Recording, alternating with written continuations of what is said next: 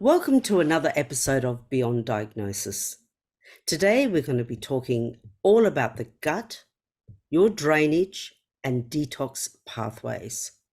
Lera Mikhailova is a board certified OB/GYN nurse practitioner, a functional medicine specialist with a background in neuroscience and feminine alchemy hormone specialist, and she is also a nervous system coach. Hello and welcome to Beyond Diagnosis, a podcast to raise your awareness, decisions, and voice for alternative practices so you can take back control of your health. I'm Rita Michele, your host, a mindset and empowerment coach, and the founder of the ONUS platform. Join me each week so you can create the health of your dreams. Welcome to another episode of Beyond Diagnosis. Today we're going to be talking all about the gut, your drainage, and detox pathways. Lera Mikhailova is a board certified OB/GYN nurse practitioner, a functional medicine specialist with a background in neuroscience and feminine alchemy hormone specialist, and she is also a nervous system coach. Welcome to the show, Lera. Thank you. It's wonderful to be here. Oh, it's lovely to have you. Now, you were first trained in the conventional model in neurobiology, physiology, and behavior before becoming a board certified OB/GYN nurse practitioner. Why did you end up changing from all that study, degrees, work, and move into functional and integrative medicine? It's a great question. And eventually, I think it's actually what guided my career is that very early on, I was sick. Like most women, I think we have issues with our hormones very early on, and they get normalized. And then we get a little bit older and we get a little more symptoms and they get a little bit more normalized. Right. And then we get even older and everything just keeps getting normalized. And it seems like a lot of us are just unwell. And they say things like, welcome to the club, or you're just stressed out. And I think inherently I got sick or felt unwell early enough that I wanted to study medicine to save myself. Right. I wanted to understand why these things happened to me, why they happened to me when I was young. I wanted to be inspirational. I can understand it in me, and then I can change other lives. And it's this beautiful story. And you think that you're going to dive deeper and deeper and find answers. And that's initially what started the process for me.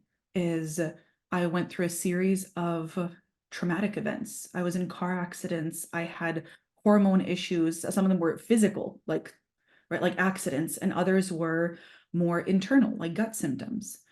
And I had every intention of going into the medical system. I wanted to study mind-body medicine, which is what I studied at first, right? So you get this neuroscience background, you get this physiology, like what is it doing in the body background. So how do we act as a result, right? That mind-body connection. And then I was super excited because I'm like, ooh, I like the nursing model. It really resonates with me more than just the allopathic medical model, right? We joke that nurse practitioner is kind of brain of a doctor, heart of a nurse. And so you combine it. And I was like, ooh, that's me. And I practiced for a number of years as a gynecologist, right? So I'm the person that people would see for their pap smears, for their hormone issues, for their breast pains, for their fibroids, for their pregnancies. And inherently, what made me finally decide to leave is that I only got sicker and sicker. That despite the fact that I got a lot of years of school, I never seemed to really get any answers to that fundamental question of why, right? You have gut issues, but why? You have hormone issues, but why? I was just like most women in my generation who found salvation in birth control, right? Hormonal birth control. And you're not asking, like, what are the side effects of this? Or is it just masking something? So what I wound up realizing is that a lot of people in the medical field would see each other. So my colleagues would see, primary would see me for gynecology, right? I would see derm because I had acne, because of gut issues and hormone issues and all the imbalances that we have. And at one point, I realized that being in my field, I loved what I was doing. I loved the impact that I had, but it was literally killing me. And you don't get root cause answers, and you work with wonderful people who also weren't trained to give root cause answers, right? And so we all kind of just do the best we can with what we were given, realizing that oftentimes we were giving out band-aids despite our best intentions. And Mm. so a lot of us wound up questioning the system, right? Because you don't want to just do the algorithmic model of care. If this, then this, and if they have this symptom, yes or no, you literally like can follow it down by the flow chart. I didn't want to do that. So first I became a little bit more of like the hippie clinician, right? A little bit more of the holistic, like woo-woo, where I dared talk about diet and I dared talk about stress and not just assume that it's something that we can manage with a pill. And after a while, you realize that despite my best intentions to really gung-ho change the system from the inside out, the system is broken, right? The system is fundamentally flawed, and it does have its benefits and it does have amazing things that it can still do, but it doesn't really speak to revival on a root cause level, particularly for women with all of the hormones that we have and the changes that we experience. It's not built for that. It's built for acute medicine. Absolutely. It's not, yes. And that's what one of the purpose of this podcast is, because so many people have complex conditions with so many moving parts to it. But what they're finding is that they take a pill for this and then they take a pill for that. So it's all compartmentalized, but it's not looked at as a whole, like what you were saying, and going back to the why. What's the why behind the why behind the why? Like, why is that happening? And I believe that you've also moved even further from functional and integrative. Can you talk a little bit about what you're doing there? Because that's really interesting for people who have, or our listeners, who have just maybe moved into functional and integrative, but maybe aren't quite sure whether that is a good fit for them. And are still confused, well, if that's not a good fit for me, but I don't want to be on medication, what's another possibility? Oh, it's such a good question.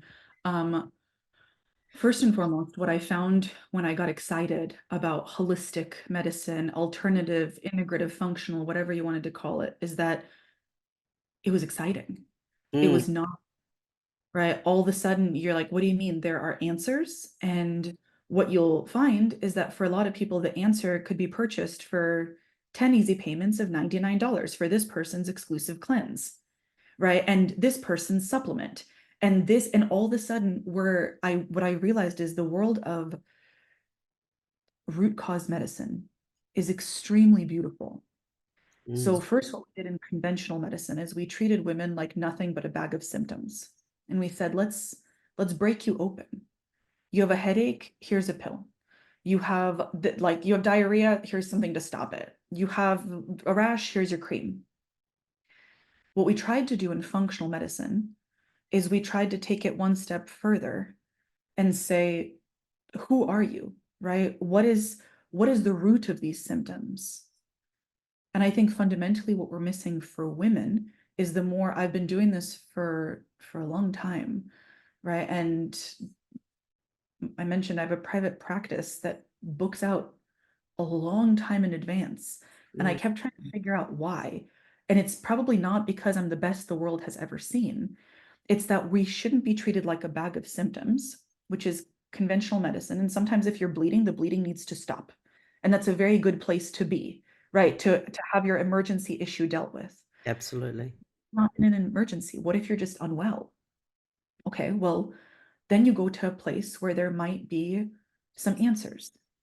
But the thing is, we almost created this slippery slope of toxic wellness That's what overwhelms people, is that you must take these 50 supplements, right? What's the difference between taking 20 meds and 20 supplements? I guess supplements might be technically better for you in the long run, maybe, because maybe they're more botanical, right? Maybe it's more herbal, it's less chemical. But what are you treating? So we created this next level of overwhelm, which is that if you don't practice wellness perfectly, you also aren't going to get relief, right? What I saw a lot in my practice over the years is that people came to me. I joke all the time that I'm never someone's first domino, right? I'm the weirdest pot at the end of the rainbow. They have already seen conventional clinicians, they've seen functional, they've seen integrative, they've seen naturopaths, they've seen everyone, and somewhere, somehow, they heard of me. And they're like, well, I'm on these 50 supplements and I did these millions of tests and I've done, like, invested all of this money. Fundamentally, what we're missing is seeing women as a full story, right? The actual beginning of who are you in this process? What are the root causes of your symptoms? But more importantly, do you actually feel safe enough in your body to start healing? What we don't look at as often is we don't look at the nervous system, right? You can only go as far as your nervous system deems as safe. Mm. You cannot have chronic illness and get better if you're still living in the same moldy house with the same toxic relationship, with the same terrible job, with the same eating habits, and you cannot out supplement your nervous system. You cannot out wellness your nervous system. It's the final, it's the root of the root of the root. And so when women come to me and they're like, I have fibromyalgia, but I also have psoriasis, but I also have IBS, but I also have migraines, but I also have this, there's really only 3 root causes, period, to everything, right? If we can distill it down to just telling it like a story instead of trying to patch a boat with too many holes, and whether that boat is with meds that you're patching it or with frantic supplements and quick cleanses and food restrictions, you're still patching a boat and you don't know the full story, right? So what I find is missing is oftentimes nervous system repair and embodiment, Ooh, actually that's a good one. reconnecting with yourself on a level so you're no longer viewing yourself as a bag of symptoms, right? So you're not in victim mentality. So you're not feeling powerless. It's this deep-seated sense of sovereignty that we're missing as women. That comes from understanding your body. First off, a lot of times women are hesitant to go anywhere because no one's actually teaching them the fundamentals. Mm. This is what your gallbladder does. This is why you need one. It might be where your symptoms are coming from, right? It's very powerful to actually say, these are the things that we just want you to know about. This is how we want to actually change your relationship to food, not just restrict you with the 20 things you shouldn't eat, right? Welcome to wellness. Food's going to kill you. That's all we do is we make people scared. And so we made them scared of conventional medicine. They're scared to go and they're trying to find alternatives. But now we created this almost wellness toxicity, right? This idea of like, we need to get rid of these foods and we need to do it all perfectly. And I really like keeping it simple, right? I mentioned there's really only 3 root causes to me of everything. And that includes your skin stuff and your gut stuff. And when we talk about gut and drainage and detox, and it kind of permeates, we're really talking about your nervous system. We're really talking about your relationship to food. And all of these can be beautifully broken down. And then we're really talking about toxicity. So Mm.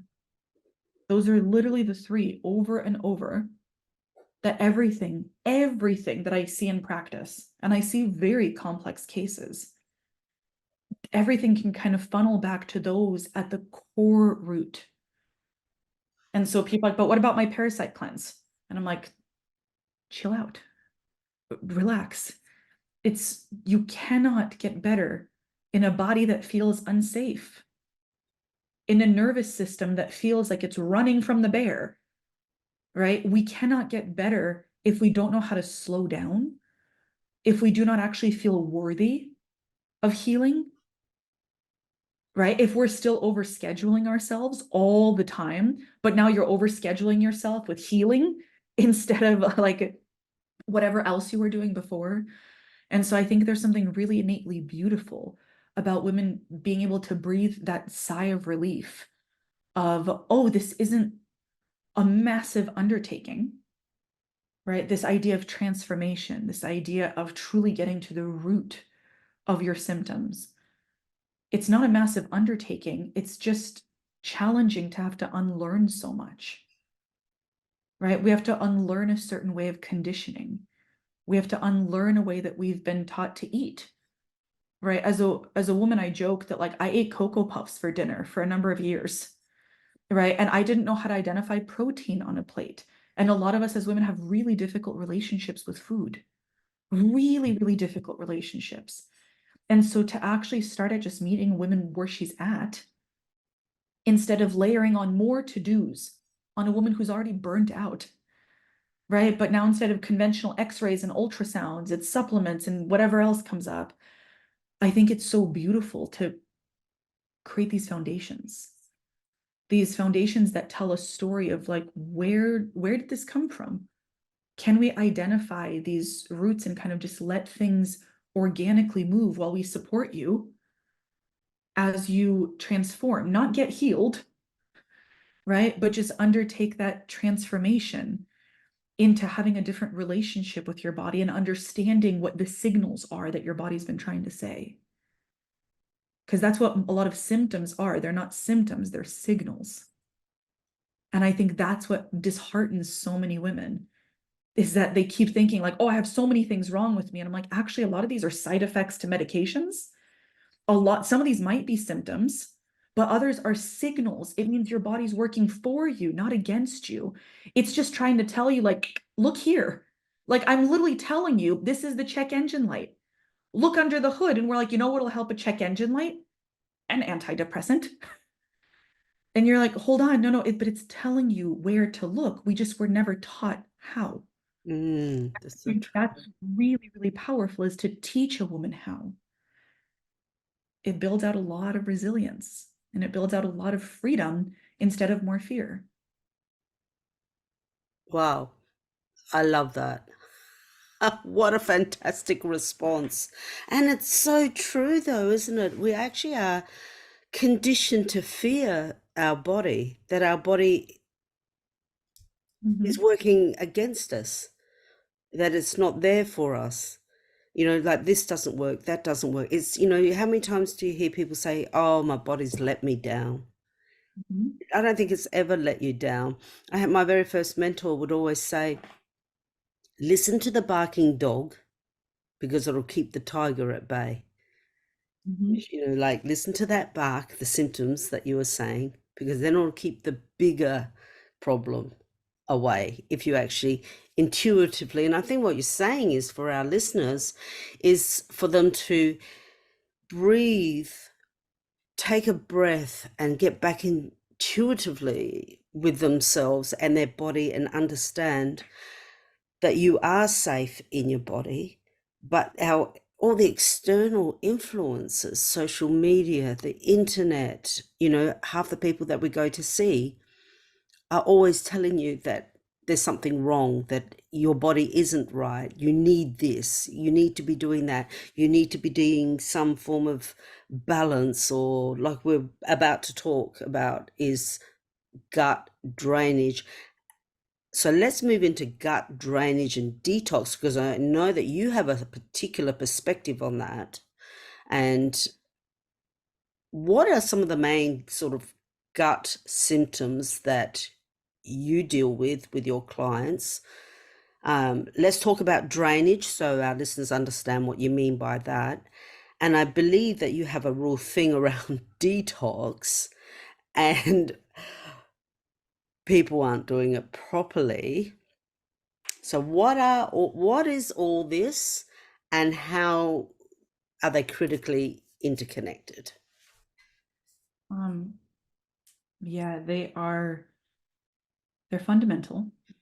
think for every woman, because going back to what you initially said, um, I loved what you said because our conditioning is, first off, we're broken, Mm, right? You're not broken, the system is broken. Number one, you might still feel like crap and you don't deserve to feel like crap. So you don't need to walk around in a state of like, right, constant gratitude of like, but it could be worse, or like, welcome to the club, I'm just aging. No, no, no. You deserve to actually understand why it's happening to your body. mm. But also with the culture that's been created, our social culture, think of how we measure a woman's worth in her productivity. So So true. we have women constantly who are like, oh, I'm overscheduled, I'm so busy, but at least I got so much done. Right. So we've conditioned women to work nonstop, to ignore our circadian rhythm, our infradian rhythm. We have multiple rhythms, we have cycles as women. We have been taught to ignore all of them to just get shit done. Right. And then so we ignore these symptoms, we ignore the beginning signs because we've literally never even been taught to identify, hey, I'm feeling a way that I shouldn't be feeling. Our normal, our baseline is already women who are undernourished and don't know how to eat, right? And constantly are at this level of exhaustion. And then we tell them, good job. At least you were more of a martyr today. You put everyone ahead of you. You took care of everyone's needs but your own. Good job not listening to your body further, right? So we literally reward women with it.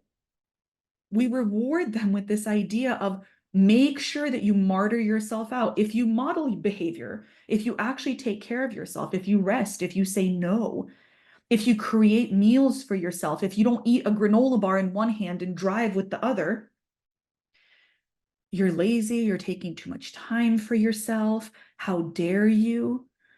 Right? So it leads straight into the fact that the gut symptoms that I see all the time are subtle symptoms that have turned into not so subtle symptoms, right? Feelings of fullness, bloating, acid reflux that turn into constipation, diarrhea, IBS, right? Irritable bowel disease. These things where it's like, I have women who are bloated, and I'm like, maybe you're just not chewing your food. And they're like, I'm sorry, you're supposed to chew your food? So I have to teach women how to chew. I had to learn how to chew. Most women don't chew properly, right? That's what I mean by these fundamentals, where women come in with some pretty kooky diagnoses to me, right? They come in with the ultrasounds, with whatever. And I'm like, if you have never done X, Y, and Z for this issue, that will cost you, for example, like $10, 10 minutes. And yet you've overshot it to be like, should I take this medicine from my doctor? Right? Should I spend all this money on alternative healing? The answer is no. First, we figure out your foundations. Bloating, IBS, constipation, by the way, is someone who's not pooping every day. I have women who are like, no, no, I'm not constipated. I poop every couple of days. And I'm like, then you are constipated. Mm, Fundamentally, for the gut, we have so many things that I wish women were taught that happen there, right? Number one, most of your immune system lives in your gut. If you have an autoimmune condition, or you probably have an undiagnosed autoimmune condition, right? If something's happening, most of your immune system lives in your gut. As women, we have hormones that we are supposed to poop out. That means our hormones go through our gut. If you've been exposed to toxins, right? We'll talk about drainage and detox. You are supposed to eliminate those. And one of the ways that you do that is through your gut. And so it's this place that ideally, what happens in Vegas stays in Vegas, right? You have infections, you get exposures to toxins, you have like hormone issues, and it kind of just stays in your gut and gets eliminated. And we're seeing that that's not happening at all anymore. So women have gut infections that are causing symptoms. Women have exposures to molds, to chemicals, to metals. All of that is taking root, right? It's causing inflammation, mm, which is what the immune system is responsible for, right? We've all heard of inflammation. It's a literal thing, but it's created by the immune system, and your immune system primarily lives in your gut. So food sensitivities come up. I don't even check people for food sensitivities because they're like, just tell me what to take out. And I'm like, why? Are you allergic to it? They're like, yeah, yeah. And I'm like, you were born allergic to it?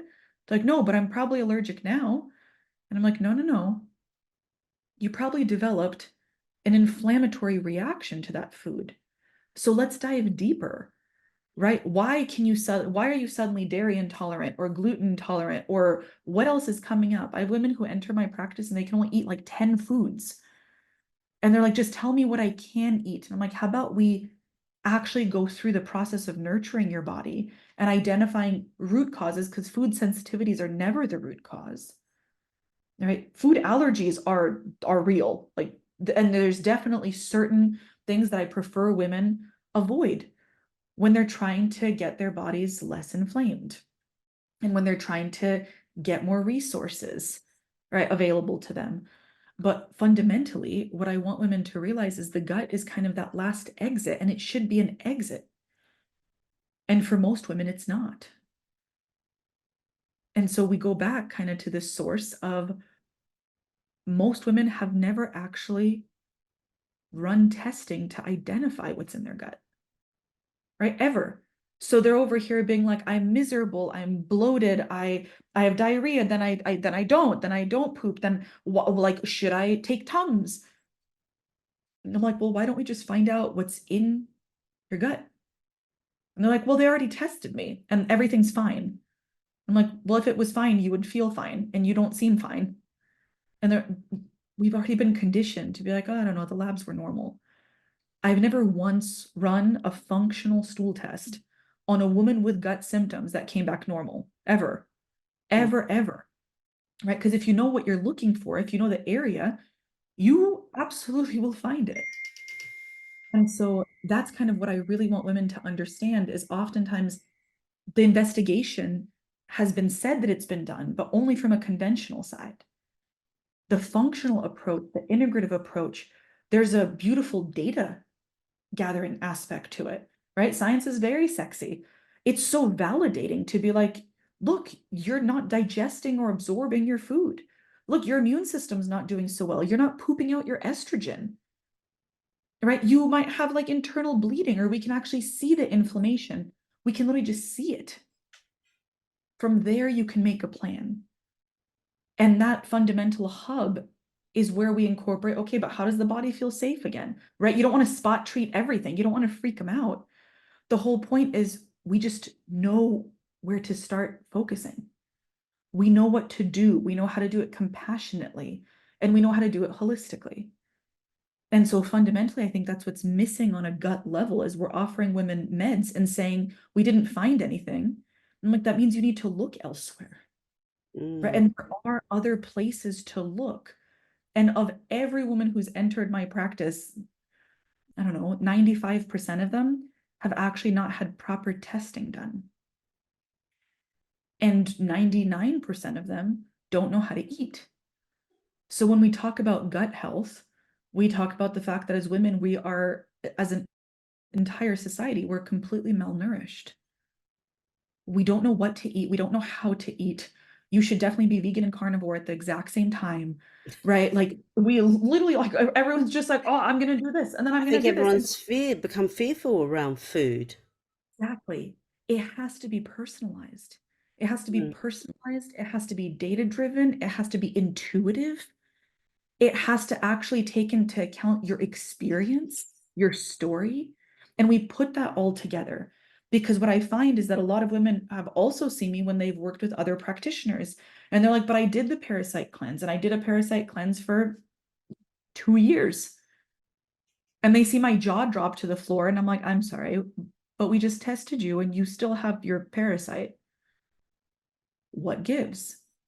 Right? Mm. So the point isn't to suddenly go into this extremism of you have to get rid of this and this.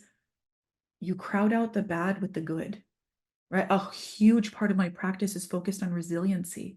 How do you actually build out your body for that sense of vitality?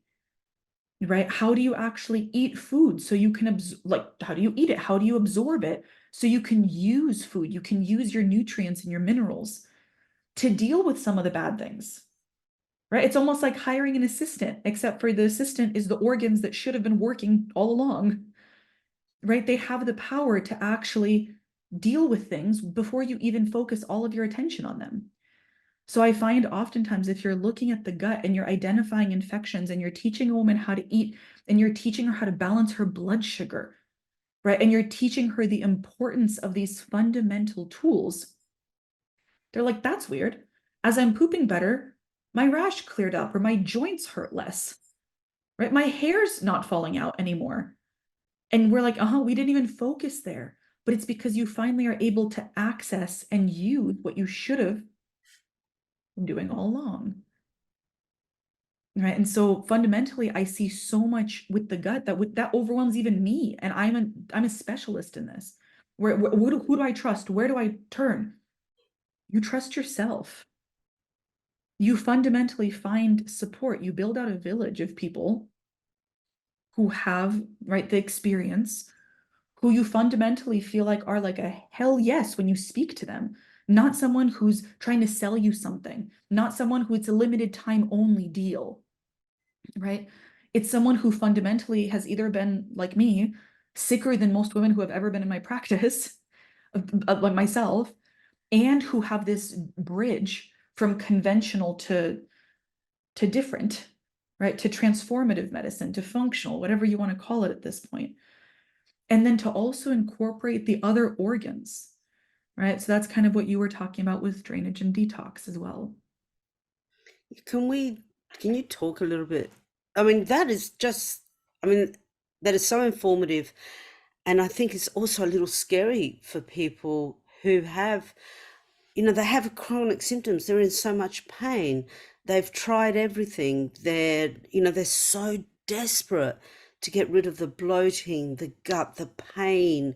They can't eat something without running to the bathroom. They've stopped socializing. For that woman to think, oh, I just have to get back in touch with myself, can be quite confronting, because all they want is for that to be gone, you know. Precisely. That's I think, and you touched on it, which is I think we should absolutely get in touch with ourselves, but we should also know what we're touching. Mm, That's that's the data aspect of it. That's actually working with someone where there's accountability and teaching, right? We literally have to learn this stuff. So yes, you can't get back in touch with someone that you've never been in touch with. And most of us were never fundamentally in touch with ourselves, right? We're accomplishers, we're go-getters. You do things, you move to the next goal, you take care of people, you plan vacations, you plan your promotion. There's always this next rapid movement. And so I think fundamentally what happens is testing is a really important piece. And then focusing on the foundations is a really important piece. You cannot get in touch with yourself if you're so overwhelmed that you don't want to touch yourself, right? Like, I don't know how else to say it. Most women are too tired and too overwhelmed to even consider it. yes. The idea is for someone to actually guide you through something that isn't overwhelming, something that might be hard, but is also the right kind of hard, where you feel fundamentally aligned with it. Yes, I want to know the foundations of my body. Yes, I want to know here's how I should eat. For example, I'm always telling women, like, you must chew your food to applesauce consistency. You want to get rid of bloat? Make sure you're drinking enough water, right? Half of your body weight in ounces.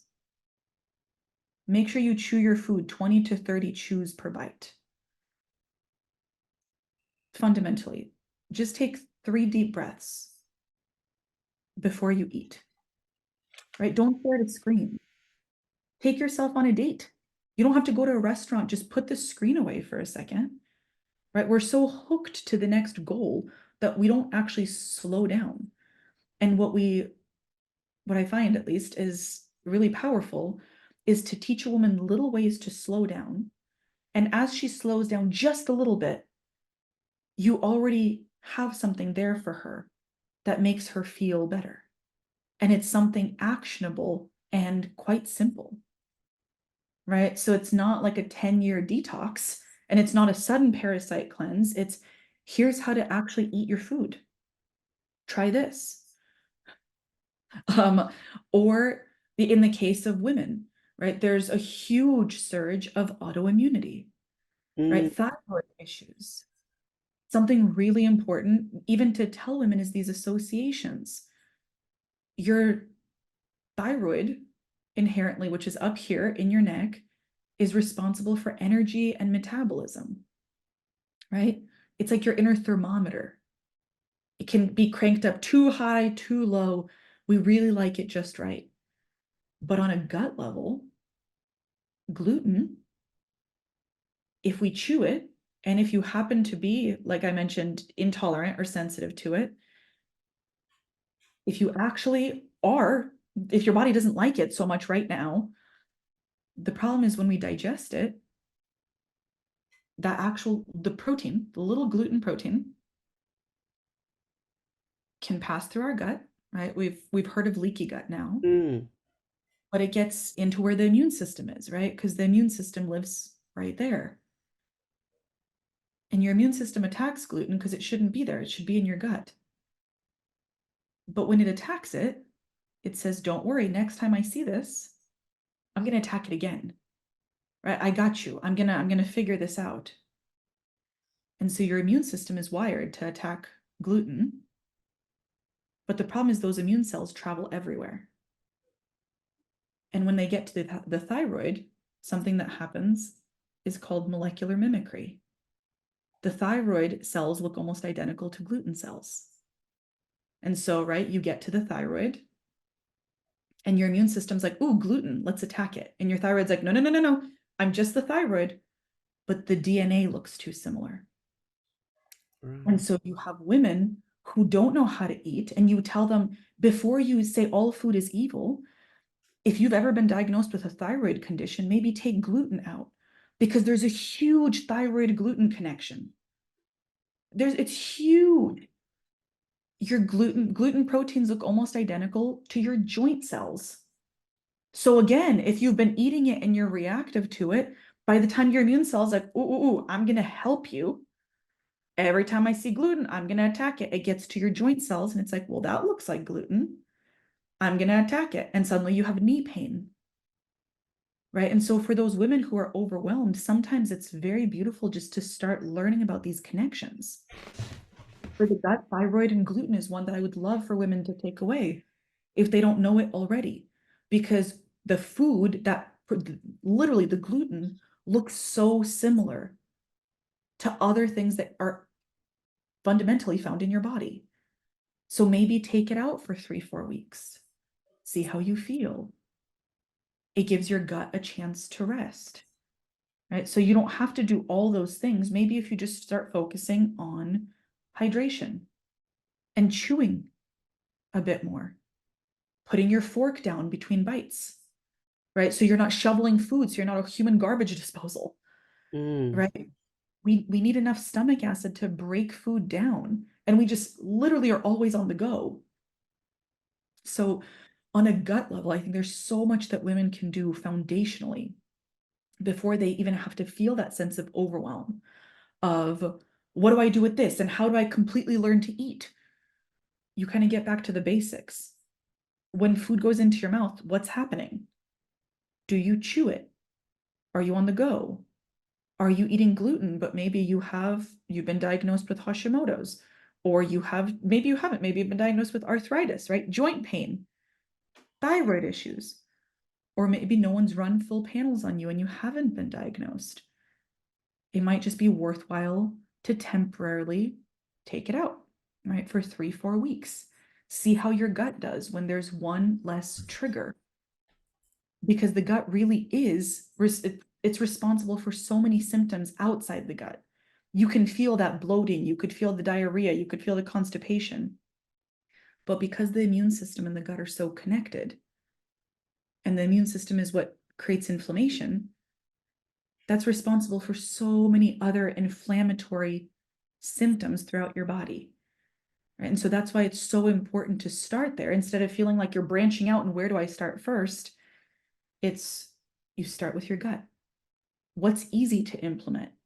What's something where maybe it's a little bit, it's like one challenging thing, but you feel like you have the capacity to do it.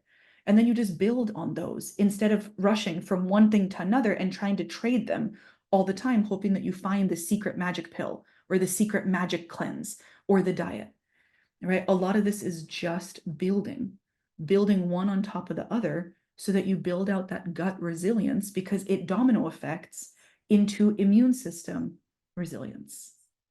Mm. It's it's it's fantastic information that you're giving the listeners here, because it's really the build, like you were saying, it's starting slow, starting small, and just like building blocks. Build one on top of the other, go slow, don't panic. But I guess to start, what you're saying is create a relationship, like have a bit of mindfulness and awareness about what you're doing. Think about what you're putting in your mouth. Think about that, slowing down, be mindful about your chewing. How many times do you see that, you know busy moms, busy professional moms, whatever, they've fed the family and everything, they're standing in the kitchen eating before they're doing the next thing. I mean, Mhm. I know when my son was young and, busy and had other obligations, etc. Stress played such a huge part on my gut health. I don't have the best gut health, but I can remember sometimes buckling over in pain when I was stressed. And that's what I guess what you're talking about, the connection between the gut, the immune system. Stress plays a huge part. And I was actually listening to a video about how we see, how many years ago you didn't see all this autoimmunity, you didn't see all these food intolerances. And now that the statistics have come out that women are more likely to have autoimmunity, like Right. the percentage is so much higher than men, like men is, it's small. Is there a reason for that? Why women have more autoimmunity? Yes, I think there's several reasons. So first and foremost, I've worked with hormones for so long, right? And all of this goes back to the gut, to the nervous system. It's a really beautiful thing. You start repeating yourself. So instead of being like, oh, I have to catch everything she says, she talked about 700 different things. After a while, you're like, oh, okay, back to the gut, right? Back to what happens there. And for autoimmunity, about 80% of autoimmunity is found in women. Absolutely. One of those is environment. I Mm, cannot stress that enough. mm, So, as women, number one, we are primary caretakers often, right? You mentioned mamahood. I'm a mama myself. I also work deeply in the world of fertility. So now getting pregnant is a massively stressful event. Being pregnant is a massively stressful event, and having kids is a massively stressful event. mm, So we're constantly in hustle culture, right? It's nonstop. But also we have more environmental toxicity than ever before. All right. So the products that we're using, the things that the what's in our foods, the processing of our foods, the houses that we're living in, a lot of it is there's literally something called hormone disruptors. We light our fragranced candle, right? Fragrance is a known hormone disruptor. It's something that we like you put on your beautiful body lotion, right? And sometimes you'll see in the ingredient list, it'll literally just say fragrance. That means fragrance is usually something that when it comes in contact with our bodies, it acts in a more toxic way, or it acts in a way that might even mimic our hormones. And so now we're in this constant generating that there's environmental toxicity mixed with stress, mixed with under eating, right? Notice I didn't say parasites and all of a sudden you have to do all these things. It's no, it's kind of the same for all of us. Everyone's overstressed. The environment's affecting everybody, right? Everyone has some level of nervous system dysregulation. It just depends on how the symptoms show up for you individually. So I keep seeing the same patterns over and over again. That's a huge part of my job, is just pattern recognition. And women cry on their first visit or their second visit, and they feel so seen because it's like, you're not that special in your pain. We've seen this before. I know people said there are not answers, but you kind of, when you work with women daily, you start being able to tease things out over and over again. Stress literally punches holes in our gut, right? Like you said, that gut stress, it literally punches holes so that it can release the little proteins, the little super glue that holds your gut together so that they can go elsewhere and support the emergency stress situation. You don't really need your gut if you're running from a bear. Like, what are you going to do? Stop and have a picnic? If you're running? No, you run, you get out of the danger zone, right? And so that's why every woman, chronic stress over time plays this role. What we don't want to do is stress a woman out further. So we kind of get back to this idea of, well, your environment plays a role in your gut health and autoimmunity. Autoimmunity and your gut health are critically linked because your immune system lives in the gut, right? So now we've introduced more processed food. We've introduced more environmental toxins. But if you remember back from what I said in the beginning, we're supposed to poop out our toxins. We're supposed to poop out our hormones. But what if you're covered in shampoo that has fragrance and everything? I'm just using fragrance as an example, but we're inundated with all of these fragrances, with all of these chemicals, and your body's doing the best it can to try to get rid of them. But your gut can't handle it. Your gut's trying to poop out toxins and maybe has acquired some food sensitivities and maybe has a gluten sensitivity. Who knows? A lot's going on. And maybe it's infections, maybe it's the toxins, or maybe it's that cumulative effect, right? It's just a lot of noise. It's a lot going on. And so that's what we wind up seeing is there's such a dysregulation. We're not eating to nourish ourselves. We don't know how to eat. No one ever taught us. We don't know how to have toxins. We're not pooping out our toxins. We're not pooping out our hormones. We have gut infections, but because the immune system lives in the gut, it starts freaking out. But the immune system lives right outside the gut. There's actually part of it that connects, like literally speaks to the gut, but it lives right outside. So that means after a while, if we've been inundated with the environmental toxins and the infections and the hormone all of this stuff, whatever it might be, it leaks out of the gut. The immune system starts freaking out, and the immune system creates inflammation. That's what it does. That's the big red siren that says, like, hey, look here, something's wrong. But the problem that most women have never been taught is that inflammation is real. It's not this idea. Inflammation can be measured in the body, and inflammation travels, and it travels to the point of weakness. So you can imagine that if you're constantly getting signals from your environment and from your body that are meant to exit the gut, but they don't, you wind up in this state where the immune system's overfiring. It's more inflammation, and that signal never comes down like it should. And after a while, we develop autoimmunity.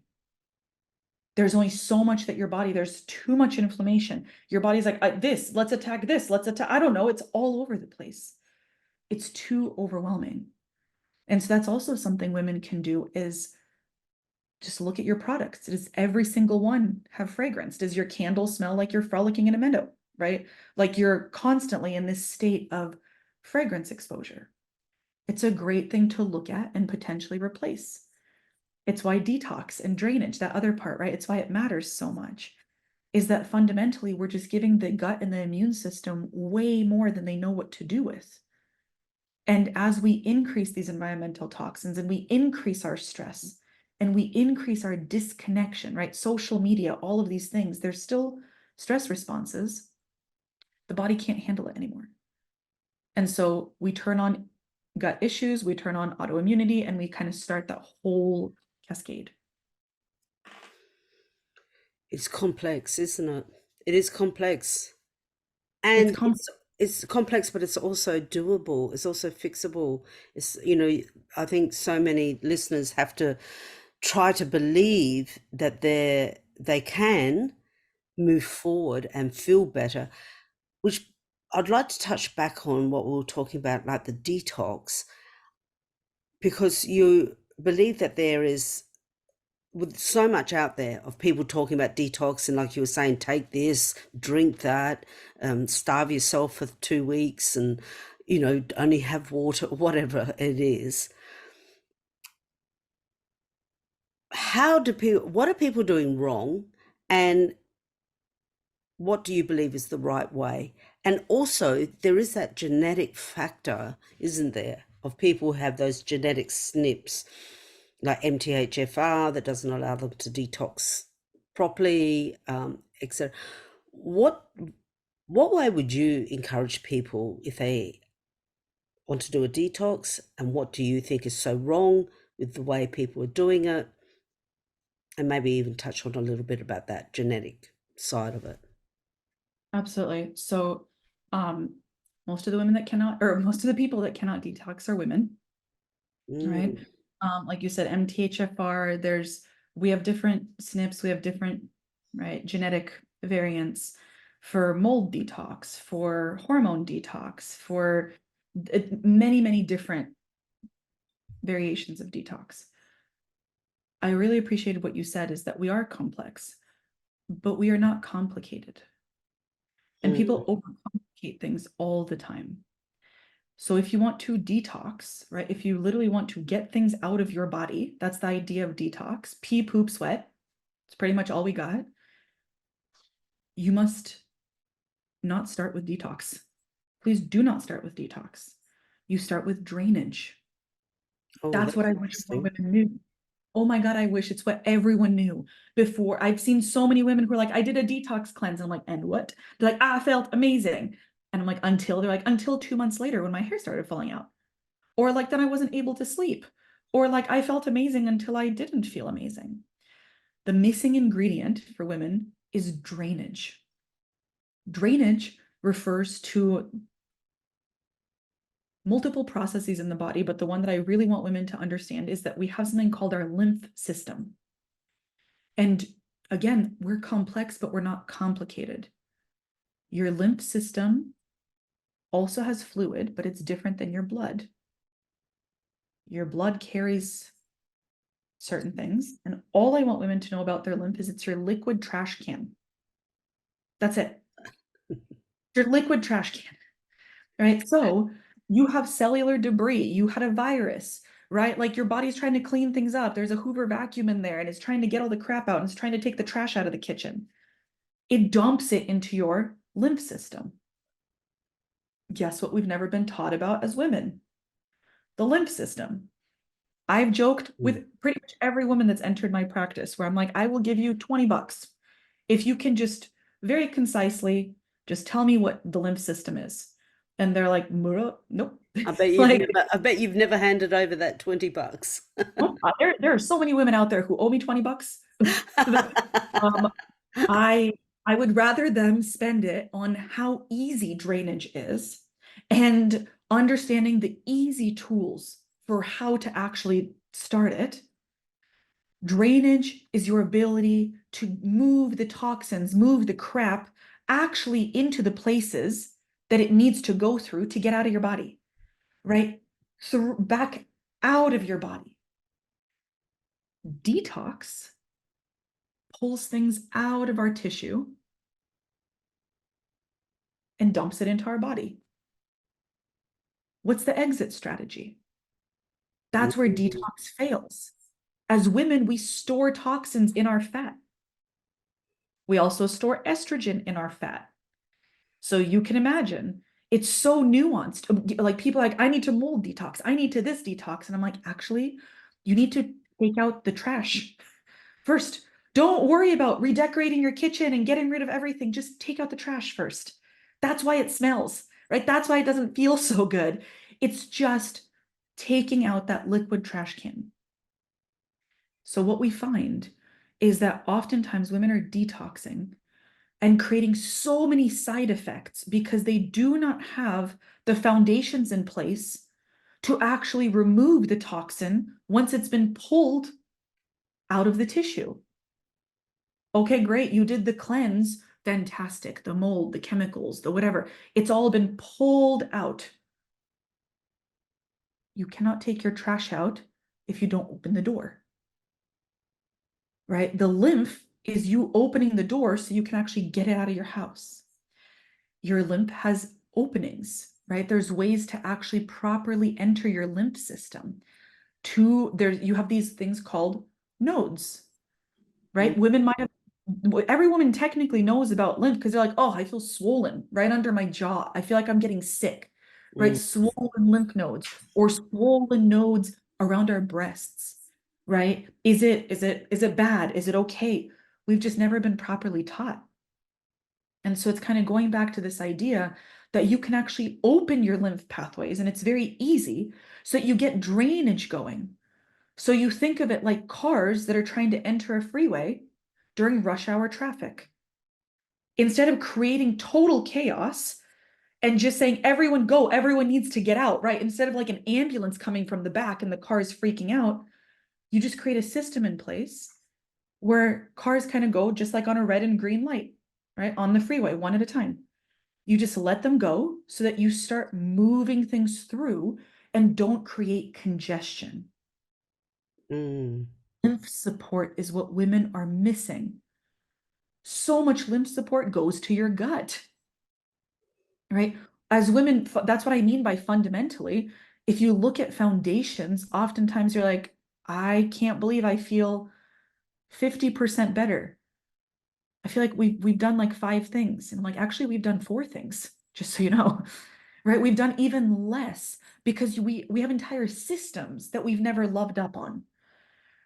Lymph, fabulous. Dry brushing, right? Dry brushing, lymph, you can actually play with. You can literally move lymph manually, right? Lymph drainage massage is a thing. Dry brushing and actually dry brushing properly. There's a way to do it, and everyone keeps, for whatever reason, talking about it wrong. Making sure that you dry brush very, very gently, just move this fluid kind of towards the direction of the heart, towards the direction of these two main entry points into your lymph that sit right on your neck, right on top of those two little bones that you have that I'm playing with right now, that those clavicle bones. You have this beautiful on ramp into that liquid trash can. There's a way to literally manually just move fluid. Guess what happens to a lot of women when they start supporting their lymph? They start supporting drainage. Suddenly they're like, how did I just finally lose those 10 pounds that I haven't been able to lose forever? mm. Like, because it wasn't weight, it wasn't fat, Water. it was swelling. Exactly. Mm, Why do you have bags under here? Why do you look puffy? Right? It's because we're just overburdening our body. And again, if we get back to those foundations, like drainage, your body's like, oh, thanks. I've been trying to get that out for like 4 years. Right? So it's this idea of like, we're supposed to poop, we're supposed to sweat. I have tons of women, I joke, but it's not a joke. I have women in my practice who are like, oh, I'm so feminine, I don't sweat. And I'm like, actually, that probably just means you're toxic. You want to sweat. You want to eliminate things from your body. You have to absolutely. poop. You have to love up on your lymph, right? Dry brushing is wonderful. Castor oil. I love castor oil packs.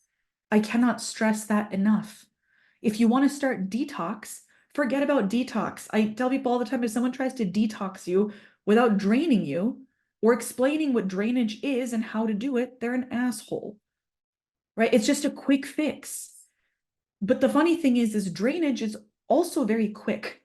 It's just foundational, right? It's not a band-aid to try to like literally push things out of your body and then be like, sorry, we don't know we dumped your trash can into your kitchen. You said to empty it, you just didn't specify where. Now it's on your dining table, right? That's what happens if you detox without drainage. You don't know where to put the trash. You want to open that lymph system, right? That's critical for us. Dry brushing and castor oil are two of my absolute favorite ways to do that. They're so simple. So how do people do a castle, like, for our listeners only to this show? So you were touching on top of your collarbone, you were tapping on top of your collarbone, going down the neck, the side of your nose, those sort of lymph points to massage there nice and gently to sort of opening up the points. Um, for the castor oil packs, for the drainage, where do you suggest someone starts with that? That's a fabulous question. Um, there's castor oil packs that are now already pre-made.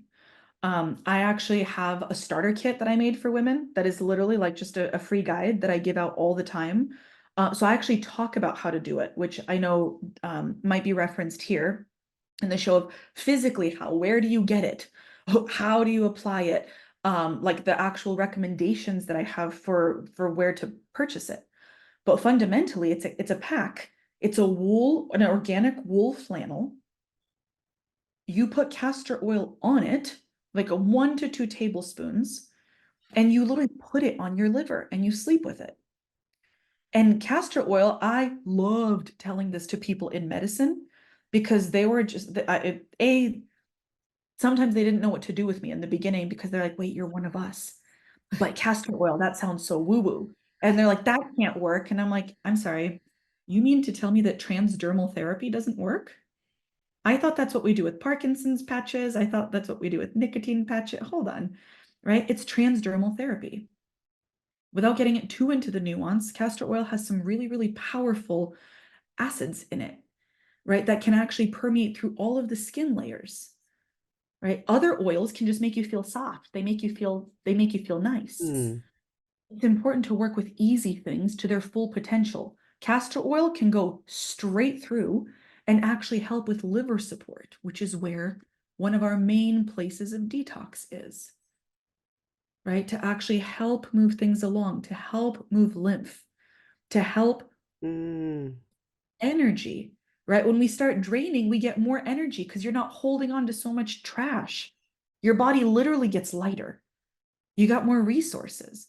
So castor oil is a fabulous place that I love for women to start because it's such an instant gratification, but it's also working foundationally, right? So it's not a quick fix where you're hoping for something to happen because, like you said, you starved yourself for 2 weeks and good luck. It's that it actually is quite easy to tie this on, sleep with a t-shirt over, right? Maybe don't use your nicest sheets ever as you learn how to actually use it, but you're pouring castor oil onto a small pack and you're literally putting it up against your body, and then you're forgetting about it overnight. And then you take it off.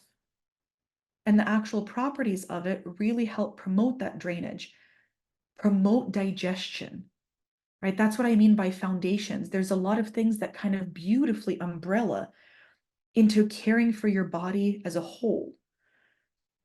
Castor oil is one of them, right? So drainage, that's a great place for women to start where I'm like, I don't know, go about your whole life exactly as you have. Just slap on what looks like a giant maxi pad onto your abdomen. See how well you poop in the morning. See how much energy you have. Please give it like more than a day. Right? I know we're used to like quick, but try it for a week, try it for two, see how you feel. Right? It's really, really powerful to have these little tools. Same thing with dry brushing. You don't start at your extremities. Start where your neck is. Move always towards the heart. Move always towards that clavicle heart area. Right? There's a right way. I go into it in depth in my course. I go in depth with it in my one-on-ones, just because I want women to actually learn how to do this right, because it's not that hard. You just want to literally do it appropriately. And so oftentimes it just takes demonstrating it. That's it, to say, try this and then kind of forget about it. A Mm. lot of this is just what I wish women were taught. Not that it's suddenly this huge undertaking. It's that, like, please know this. Great, put on a castor oil pack. Now just go, like, make your breakfast. See how it makes you feel, or go sleep. That's so weird that it made you sleep deeper. It's not because it's a quick fix. It's because you build out compound interest. You're giving yourself that drainage support time and again. You're right, almost like opening up that ability to move things out of your body. So with time, it gets more and more powerful. So it's less of a band-aid supplement, less of a medicine supplement. It's these foundational things that build on each other, like you were saying. Then if you discover, right, toxicity testing is quite easy. You usually like pee in a cup or you like give off a sample of hair. If you do discover that there's toxicity, first off, you don't freak out. Now everyone's obsessed with, oh my God, I have mold. These things are nuanced to talk about. What I find is that people have entered my practice who have gone through so much detox and so many supplements and so like just so much, and it's so expensive and it's so time consuming. And I'm like, cool, so have you done a castor oil pack? And they're like, what's that? I'm like, Mm. okay. So let's go back to the fact that please learn about drainage. Please learn about your lymph being your liquid trash can. Use a dry brush properly. Get a castor oil pack. Right? I love a rebounder. A rebounder is just a fancy way of, right, saying tiny trampoline. It's a trampoline for adults. And I do what's called the geriatric bounce. I do nothing on it. I literally just bounce on it for like 2 minutes. It's a really easy way to, again, manually move lymph. Do it for 2, 3 minutes. These are practices that, like you and I were Would saying, that be the it's same for those vibro plates? You know, those vibro plates, would they do the same thing for yeah, your lymph? they're great. I just think that bouncing is cheaper. Oh, yeah, of course. I love the vibrating plates. I think they're wonderful, but I also think, again, that kind of goes full circle into wellness toxicity. When people, I Mm. have the plate and I have the watch and I have this and I have this and then I put on the mask and then I'm like, do you poop every day? Do you, right? Do you use a castor oil pack? Do you use things that are kind of cheaper and foundational? But I love things that actually help with lymph because I feel like it's one of our biggest issues. And is it a root cause of your issues? No, because something caused that stagnation, right? Something created that block, something overfilled the trash can. But first, you take out the trash. That already, in and of itself, makes women feel so much better. It, it literally helps your gut so much by just being able to move things into their proper place. Get out the things that you don't need and start getting the other things um, into the appropriate compartment. Mm. So it creates the more and more I actually add on for women, the less and less overwhelmed they feel because it's just becoming your life, right? Your life becomes your medicine. You're not frantically, it's not spreadsheet wellness where there's 50,000 things to do and they're all like crazy scheduled in. It's the fact that you realize, okay, castor oil, for example, makes me feel better. I like doing that at night. I realize I should chew more. Maybe you're like me and you still have a young kiddo at home. I don't expect that I'm going to chew my meals. I expect that I'm going to be aware of the fact that I didn't. And that when I'm bloated, I'm not surprised because I didn't chew. And Mm. so I'm going to feel worthy, right? Self-worth is a huge issue for women. I'm going to choose to feel worthy enough to actually say that for 2 meals of the day, I'm just going, right? I learned how to eat. I learned how to fuel myself. And maybe in the beginning, what women can do is just schedule one meal where you slow down and you breathe and you chew, right? You chew to applesauce consistency and you just see how do you feel after that meal compared to lunch, right? These are huge things that we build on when you really didn't do much other than actually carve out time for yourself because you're actually worthy of it. That's it. It's fantastic. I love it. It's just getting back to the grassroots. It's almost like how our ancestors lived, isn't it? They didn't go racing to the health food store. They didn't go buy this product or this one or that one in a panic. It's almost like a panic to be well because we're Mhm. not trusting ourselves. We're not trusting our body. We're not listening to our body, and everyone's just grabbing at things at the next thing that the influencer has said to take, or that this is going to be good for me, or Exactly. And I think you do need to know your biology. You deserve to yes. know your biochemistry. You deserve someone qualified to teach you, whoever that might be. right? I love teaching this because we're beautiful. We are so beautiful. We've been robbed of it. And then what do we do with that biology? Right? So I'm always telling my clients, or I'm always telling when I'm speaking, I keep saying I'm a fabulous woman to take suggestions from because I don't care about so many things. Right? I'm not out to be the trendsetter that's like, here's my 14-hour morning routine, and here's what I eat in a day, like all color coded. I want to live, right? I want to live. I want to travel. I want to get pleasure. I want to connect. I want to be present. I want to feel free. Those are the things that I'm after. I'm not after wellness and I'm not after health. You can call them whatever you want, but that's kind of the byproduct.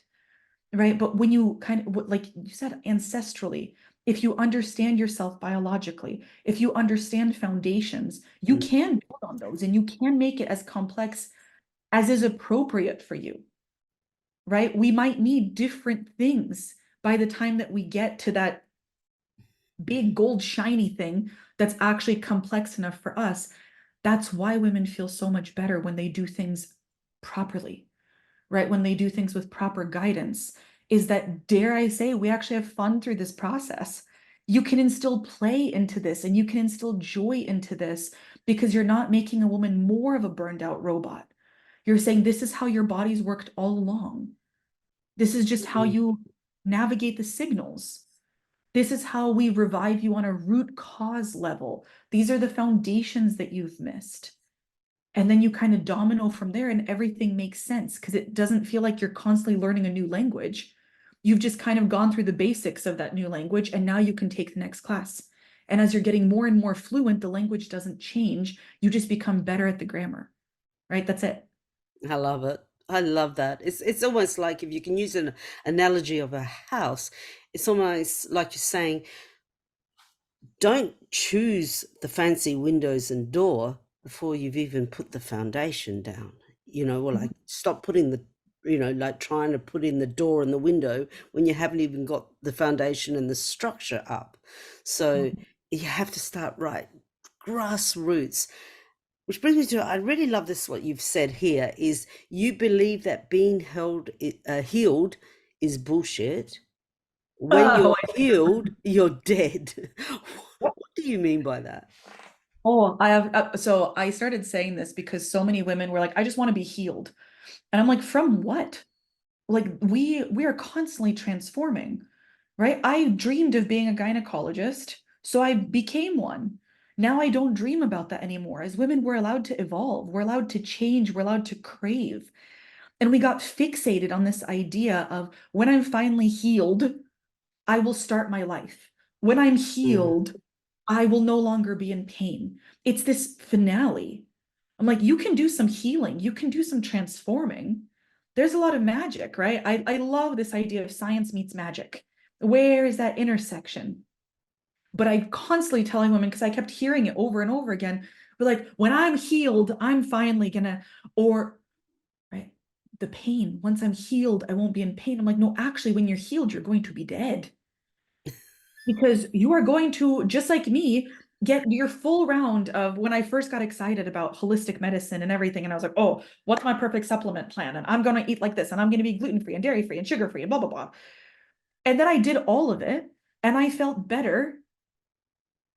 And then I was in another car accident. And I was like, are you kidding me? Because this is my greatest motivational speech.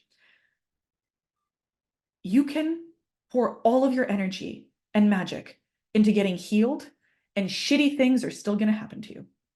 That's called life, right? That is my ultimate motivational speech when women enter my practice. Shitty things are, I promise you, they're going to happen to you.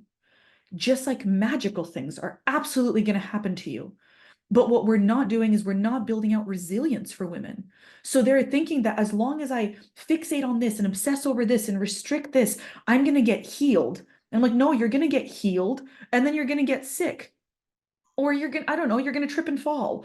Like whatever going to happen, that's part of life. And if you created an infrastructure that's like, I can only live once I'm healed, you are shit out of luck. because you will never live, because the next thing is around the corner. The only thing we can do is build out resilience so that you can decide what your needs are, so you can focus on what area of healing you want to do, right? Is it your gut? Do you want to do some healing with your gut? Because I don't know, maybe you're like me and you had terrible gut issues. And then I don't have, knock on wood, gut issues that build out resilience. But I also really like traveling to Latin America, which means I've picked up some very wonderful parasites along the way. Does that mean I'm healed? Does that mean I'm not? We have to change our language, right? You're never going to be healed. When you're healed, you're at the end of your journey. And I wish you a big, beautiful, messy journey where you're not fixated on the end result. You will never have an end result because curveballs, because life. Mm. And we completely stop being held accountable for building out resilience. You're still going to get the parasite once you're done with the parasite cleanse, right? You're still going to, your joint pains are going to go away and you're going to do something stupid like me and break your foot by literally like I did by running into a door, right? That's it because life, we cannot fixate on being healed, but we can decide to focus on sovereignty, right? And freedom and resilience. What's one thing I can do that might make me more resilient? What's one thing that makes me feel just a little more playful so that when the shitty things happen to me, I'm not just a basket stress case that says, oh my God, it's this thing and another thing piled up. We can't just live out of fear and nervous system dysregulation. We can't wait to start our lives and to have desires and to want to crave sensuality or sex or pleasure or whatever it might be once you're no longer constipated and once you're no longer in pain, right? What if you actually dare to crave more? And what if it can be better than you ever imagined? But that cannot have the limiting belief that you first must be healed, because I sure as shit am not, but I'm having a pretty good time. I love All it. right. That's the most important thing. And if I can do it, well, other women definitely can. Um, all right. I'm a very good symbol of a lot of things that can go wrong. But it's that resilience and that vitality. And I'd much rather women use those words than things like cleanse, healed, right? Trauma, everything is these triggering words. It's like, no, no, your language matters. Don't talk shit about yourself, right? And to me, healed is on the shit list because it means that you must work so hard to accomplish what you've deserved all along. It's another to do. It's another thing that stresses you out. Completely. Absolutely. Oh my I God, just don't know what else. we've covered so many things that I feel kind of pointless in asking my signature question. I think you've kind of answered it, but I'm going to ask it anyway. What message would you like to leave our listeners with today? I I think you've just said it, but if you can think of another. think I did. Actually, the message is generally what I tell women all along is that feeling amazing, feeling pleasure, they are your birthright. You're Mm. not just a bag of symptoms. We deserve to crave more. What do you want to do when you're quote unquote healed? Right? First off, don't be. But second of all, what happens when your body actually feels like home again? That's the most important thing, is that you deserve to feel deeply at home in your body. And I have yet to meet a case that's too complicated where a woman cannot find her way home. Oh, that is just beautiful. I just love that. Lyra, thank you so much for coming on to the show. This has been such a magical discussion about everything, and I really hope that our listeners and the people watching it as well really understand and can maybe sit back and take all this in and start feeling a little confident and self-assured that their body has their back. You don't have to be scrambling for the next thing to try and fix this and fix that, to trust yourself and Exactly. start slow. Mhm. I really think, I know that you're booked out for a year in advance, and I think after this episode goes live, you're really going to be booked out for the next 2 to 3 years with everybody trying to come into, you know, Oh, I have some appreciate of it. your wisdom. And for our listeners, all of Lyra's details will be in the show notes. Her website will be there. That'll be the best way, I think, to contact you. And is that the Yeah, best way that they can contact you, through the website? yeah. So I am uh, because I'm booked out, if whoever is interested, I do not gatekeep information. So I do have a newsletter called Body and Bliss. And I send out something weekly. I write it myself. My website, yeah, wholewomanhood.com. But also, I am finally releasing I know, at least from my clients, a long awaited course called Hormone Alchemy. And that's going to be all of these foundations. So it's gut and hormone revival, nervous system repair, and feminine embodiment, that sensuality, that pleasure piece. And it's putting it all together foundationally. So they can find that on my website. They can get that starter kit that I mentioned there with the castor oil, kind of all the things that I think are most missed. That would be definitely the best place. And on Instagram, I'm at Whole Womanhood. So Fantastic. That'll be in the show notes. So if you haven't scribbled that down, don't worry. We've got you. Lyra, thank you so much for coming on the show. It's been amazing. Yeah. likewise, I love talking about this and thank you for being wonderful. Thanks so much. I would love to know, what was the biggest insight or aha moment you got from this interview, so you can now speak up, take action, and make informed decisions for your health.